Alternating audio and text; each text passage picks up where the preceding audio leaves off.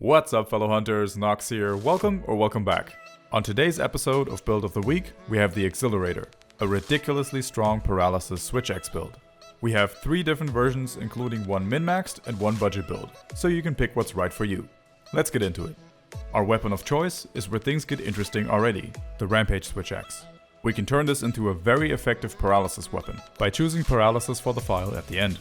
This works even though we chose non-elemental boost. And we have Sharpness Type 1 for the easy access to White Sharpness. This gives us 220 attack, White Sharpness, and 25 Paralysis with the file. The first version is the min-maxed build. We have maxed out attack boost for a huge flat damage boost, max protective polish and speed sharpening, which makes maintaining the White Sharpness no problem at all, 2 levels of power prolonger to extend the time of amped state, and we also have maxed out rapid morph and 1 level of evade extender, which adds extra smoothness to Switch Axe. We're not focused on getting critical hits here, but we're adding Weakness Exploit because it's the most efficient damage skill to add on. Our main damage here comes from being in amped state as much as possible, so we can get extra file explosions for tons of bonus damage while paralyzing monsters. This will do some nasty damage since our attack power is really high. And it also means we have customization options, like adding extra paralysis or evade extender for example. There's something a lot of hunters don't know. Even if we switch back to Axe mode, the extra file explosions that we get from being in amped state can still paralyze monsters.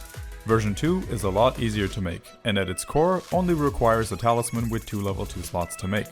We switch our chest piece to Vike Mail S, so we have a level 3 slot for the handicraft deco, and the arms to Valstrax, simply because it gives us a bit more defense here.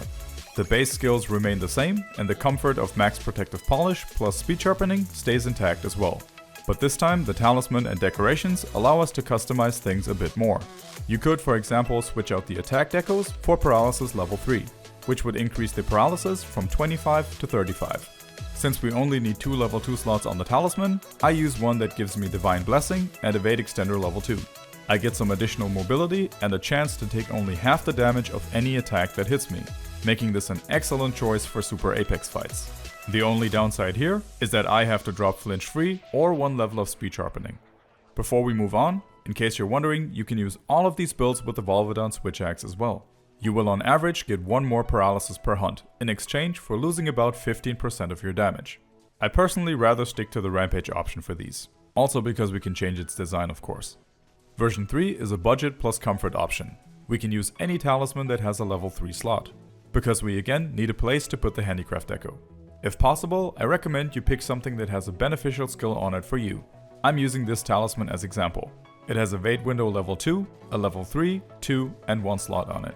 This gives me the required slot and adds some extra iframes to my evasions, which is great. Pick whatever talisman has the best personal value for you. And since some of the skills aren't mandatory, we can still customize this a bit. There are 2 videos with over 10 Switch Axe builds on the channel. Check those out if you want to see some more. Link to the new community Discord and other social media are down below. Thanks for watching, take it easy, and I'll catch you guys in the next one.